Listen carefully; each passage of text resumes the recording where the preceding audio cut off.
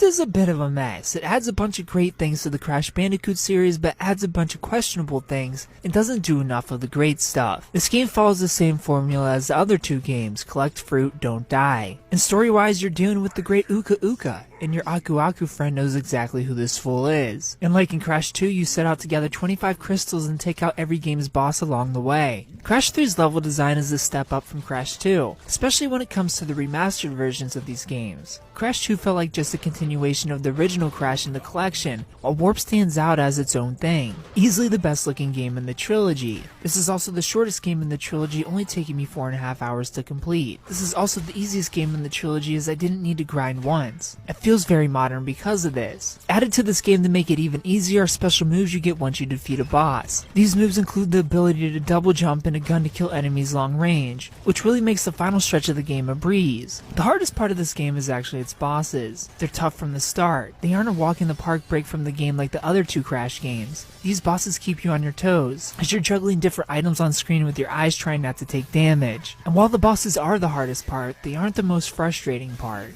That award goes to the hog riding races. These levels are not fun at all, and require you to get a perfect run in order to be rewarded your crystal. And this, along with other gimmicks, is where I feel Crash 3 went wrong. I didn't mind the underwater sections here, and I really loved the Yoshi style 10 seconds I got in one level and would have loved to see more of that. But this game also adds jet ski levels and dogfighting levels that are just complete garbage with, of course, the hog riding. And it seems these were added in at the expense of boulder dashes, as they're gone from the game, aside from 2 moments in the platforming levels where you get a little taste. You're also having a back and forth playing as Coco Bandicoot here as well. She takes her place in the animal riding sections as she travels along the Great Wall on an adorable tiger. I had a lot of fun with Crash 3 most of the time. Without the crappy vehicle levels and more of the baby dino riding, Crash 3 had potential to be my favorite game in the series. But these vehicles are bad enough to bring this game down to being the weakest in the Insane trilogy. I give Crash Bandicoot 3 Warped Remastered a 6 out of 10.